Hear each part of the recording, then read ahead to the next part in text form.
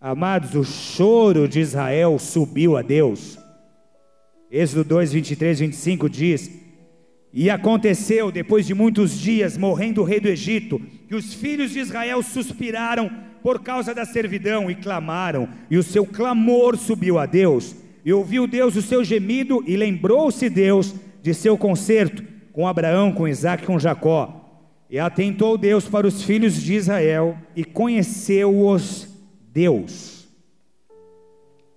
Então só houve uma resposta dos céus, porque depois de 400 anos sem ver nada acontecer, de silêncio profético, de escravidão, esse povo aqui chora, ele clama, e essa oração sobe a Deus. Agora, quer um detalhe interessante? Na Bíblia Sagrada, esse texto está registrado depois do nascimento de Moisés. Opa, mas Moisés não foi uma resposta ao clamor? Deus não vê tudo holisticamente? Para ele tudo não é presente? Então o povo está aqui clamando por uma resposta que antes do clamor acontecer, Deus já tinha providenciado. É por isso que a todo tempo você tem a sensação de que Deus responde a sua oração antes mesmo de você fazê-la. Ele trabalha na eternidade, Ele sabe o que vai ser amanhã, Ele sabe o que você vai pedir, Ele sabe que esse é o seu coração. Então você faz a oração e daqui a pouco ela já se concretizou. Enquanto o povo estava clamando, Moisés já estava nascendo. Pode aplaudir forte ao Senhor por isso.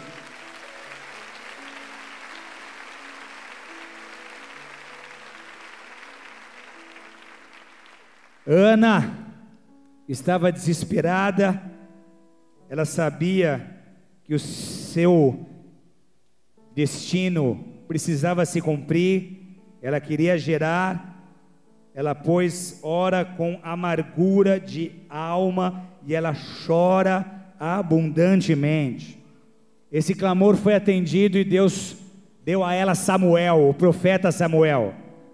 E toda vez que há um silêncio profético, uma opressão nos ares, como acontecia nos dias de Eli, quando há um clamor, a resposta de Deus é um rompimento, é uma liberação profética. Ele torna a sua voz conhecida, ele começa a se revelar, ele se torna conhecido dos seus, daqueles que por ele clamam, daqueles que por ele buscam.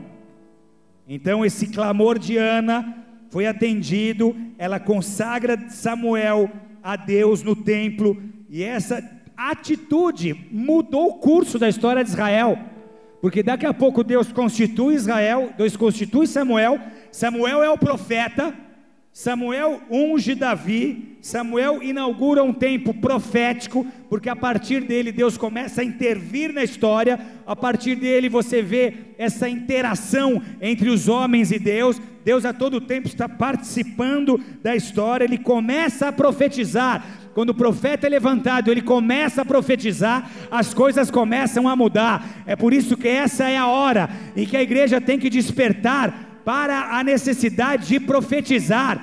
As tuas orações precisam ser decretos, as tuas orações precisam ser proféticas. Essa é uma hora de interagir com o meu futuro pela fé. Então aqui onde eu estou, limitado ao tempo presente, eu abro a minha boca para declarar profeticamente. A minha oração tem que ser profética, a minha oração vai mudar os meus dias, como a oração de Samuel mudou aqueles dias. A profecia de Samuel mudou a história de Israel. A tua profecia tem que mudar a tua história, a tua profecia tem que mudar a história da igreja, a tua profecia tem que mudar a história da nação brasileira. Deus espera que a igreja profetize, Deus espera que você abra os seus lábios para profetizar com autoridade, com unção, com discernimento espiritual, com sabedoria. Então deixa o Espírito de Deus te levantar como profeta, deixa o Espírito de Deus te ensinar a profetizar. As suas palavras têm poder, a tua oração tem poder. Muito pode a oração do justo e seus efeitos. E o que Deus espera é que a igreja ore, é que a igreja ore, é que a igreja ore, é que a igreja libere palavras proféticas. Aplauda o Senhor e dê a Ele toda a glória.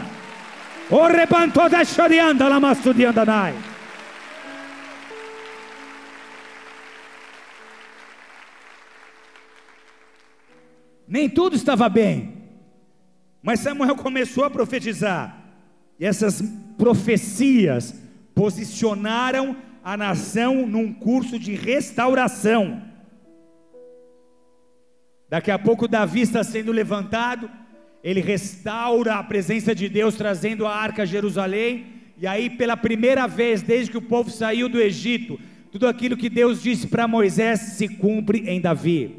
Tudo começou com um profeta sendo a resposta de um clamor, um profeta profetizando essas profecias, transformando a história, transformando a condição de um povo. Diga em voz alta: Deus se levantou. Diga para o seu vizinho: Deus se levantou. Ele escutou o seu clamor, Ele se levantou em seu favor. Diga para o seu vizinho: o teu Deus está de pé. Ele escutou o seu clamor, Ele se levantou de seu trono, e Ele está prestes a entrar na sua história. Aplauda Ele com força, Ele é santo, Ele é Deus.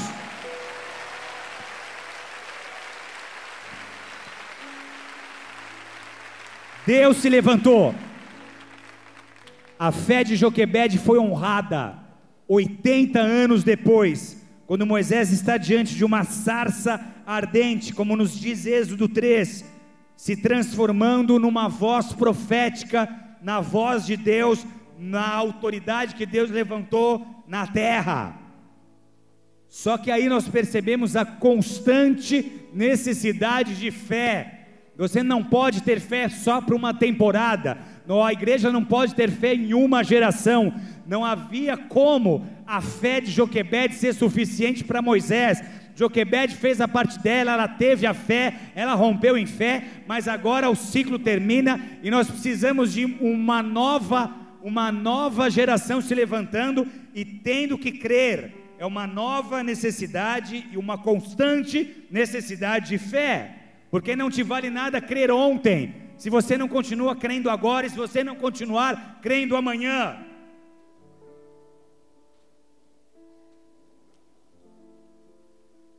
Um povo escravo por 400 anos, perde a identidade, amados,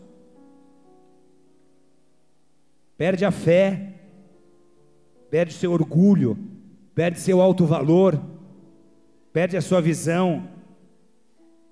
É um povo que só conhece a opressão, a dor produzida pela ponta do chicote do seu opressor, do seu carrasco egípcio.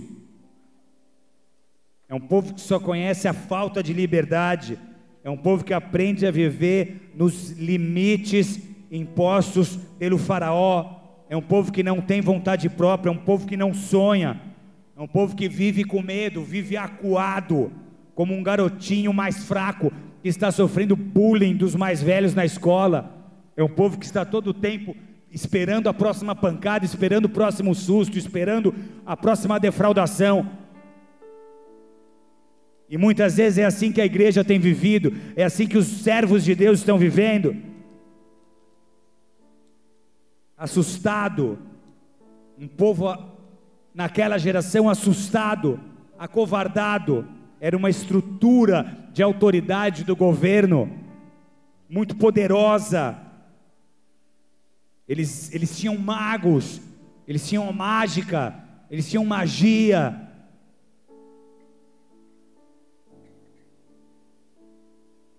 Aquele povo temia mais os falsos deuses egípcios do que o próprio Deus, porque até aquele momento os deuses egípcios pareciam mais fortes. O Deus de Israel não tinha entrado na história. O Deus egípcio parecia funcionar, os deuses egípcios pareciam funcionar, o Deus de Israel ainda não se revelara.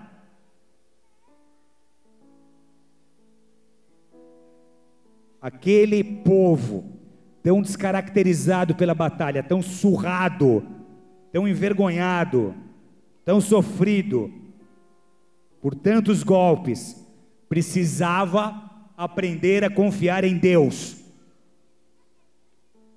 precisava aprender a conhecer o seu poder, precisava desenvolver sua fé para ser conduzido para um novo lugar, porque tudo era com base na fé. Então como é que esse povo tão descaracterizado iria ter fé? De onde viria essa fé? Deus precisava ensiná-los a crer, ensiná-los a ter fé e dar motivos para que eles desenvolvessem a sua fé. E porque houve fé, a história foi invadida por Deus.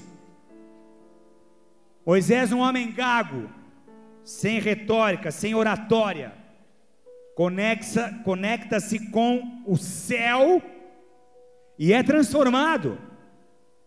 Ele enxerga o futuro, ele é levado a uma dimensão espiritual, ele enxerga além da sua dimensão de tempo e espaço, ele enxerga, ele entende a cruz assim como Abraão. Hebreus 11, 26, tendo por maiores riquezas o vitupério de Cristo do que os tesouros do Egito. Por que Moisés largou tudo? Porque ele teve tanta fé, porque Deus mostrou para ele a cruz, Deus mostrou para ele o céu, Deus mostrou para ele o mesmo que mostrou para Abraão. Ele entendeu o reino, ele entendeu o galardão, igreja, ele entendeu o galardão, ele preferiu sofrer e receber galardão do que os tesouros do Egito. E sabe quando isso?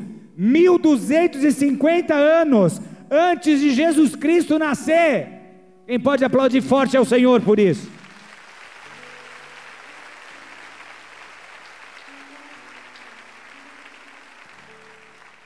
Agora, como naqueles dias Deus se manifestou no espaço e tempo? Como naqueles dias Deus convenceu aquele povo de acreditar em seu poder? Havia um sistema religioso presente, vigente. Todo aquele povo era idólatra. Todo aquele povo seguia um Deus para cada área. Como é que aquele povo seria convencido de que seria melhor crer em Deus e confiar em Deus? 10 pragas. Faraó não quer libertar o povo de jeito nenhum. Na verdade, Deus endurece o coração do faraó, porque Deus precisava de um palco e de um cenário para mostrar o seu poder ao seu povo. Esse povo tinha que aprender sobre Deus, tinha que aprender quem era Deus e o quão poderoso era o seu Deus.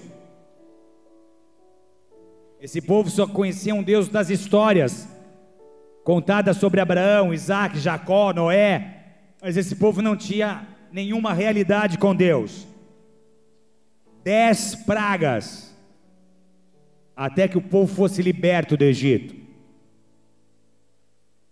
Essas 10 pragas, igreja, foram o confronto e a exposição da impotência dos deuses egípcios. O grande eu sou consegue então, depois dessas 10 pragas, mudar a mentalidade cativa daquele povo. Deus consegue então ensinar que aquele povo só teria respostas se houvesse fé, e depois que ele ensina a fé, esse povo passa a ter a obrigação de dar respostas de fé, como nos conta toda a história de Êxodo ocorrida no deserto. 10 pragas foram muito mais uma revelação para Israel do que um castigo para os egípcios. A primeira dessas pragas está em Êxodo 7, 14 a 24. Qual foi a primeira praga? Qual foi a primeira praga? Não entendi. Qual foi a primeira praga? As águas se transformaram em sangue. Declara em voz alta: as águas se transformaram em sangue. Mais forte: as águas se transformaram em sangue. Que águas? As águas do rio Nilo. E o que Deus mostrava com uma ação como essa? O rio Nilo, igreja, era conhecido naqueles dias no Egito como fonte de vida, porque dali vinha toda a água, dali vinha a comida. O Nilo inundava toda a região próxima às suas margens, e assim ele fertilizava os campos para as futuras colheitas.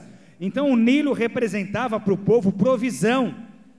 E como em tudo no Egito, 2 deuses estavam associados ao rio Nilo: o deus Rapi e o deus Khnum. O que esses deuses faziam? Para os egípcios, Hapi era responsável pelos peixes, pelos pássaros, pelo solo fértil, e que Num era conhecido como um deus oleiro. Na verdade, eles acreditavam que esse Num moldava os homens a partir do lodo do Nilo, e assim o homem passava a existir. Então, nessas duas figuras ligadas ao Nilo, havia dois falsos deuses egípcios, e esses dois falsos deuses egípcios foram envergonhados quando Deus transforma a água do rio Nilo em sangue. Ele faz daquela fonte de provisão uma fonte de morte, não mais uma fonte de vida, e os deuses egípcios nada puderam fazer para impedir a transformação de água em sangue, nada puderam fazer para deter o juízo divino. Então aquele povo, que não sabia direito quem era o seu Deus, começa a observar o milagre. Poxa vida, então quer dizer que o nosso Deus é mais forte do que esses dois deuses, do que Hapi, do que Num? Nosso Deus teve o poder de transformar a fonte de vida deles numa fonte de morte. Opa! Agora nós estamos começando a entender o poder do nosso Deus, e fé começa a ser gerada dentro do povo. Fé começa a ser gerada dentro das pessoas, fica mais fácil acreditar, fica mais fácil crer. Deus transforma a água em sangue, e a mensagem qual é? A mensagem é que Deus é a fonte de toda a provisão. Deus depois proveu para Israel no deserto comida e água de forma sobrenatural, amém? Então, se você hoje vive morte das suas provisões, saiba que o teu Deus é o Deus de toda a provisão, que você tem que depender dele para todas as coisas, porque assim como ele alimentou aquele povo no Egito de forma sobrenatural, eram codornizes, era o maná, era a água que saía da rocha, assim como a sobrenaturalidade veio para suprir as necessidades daquele povo, assim a sobrenaturalidade de Deus virá, porque ele é Deus, ele é santo, ele está presente, ele está vivo. Aplauda o teu Senhor, ele é Deus. A segunda praga, Êxodo 8, de 1 a 15, eram rãs, e a deusa associada às rãs era Requete, era uma deusa do nascimento das crianças. O que os egípcios acreditavam? Que essa deusa soprava vida, e que os egípcios então precisavam adorá-la para que os partos fossem bons, para que as crianças nascessem saudáveis, porque ela cuidava dos partos, ela cuidava do nascimento das crianças. Então ali eles tinham uma preocupação com a futura geração, e eles adoravam essa deusa com base no medo que eles tinham de comprometer as suas futuras gerações. As parteiras egípcias adoravam essa deusa porque elas traziam à luz as crianças e a futura geração.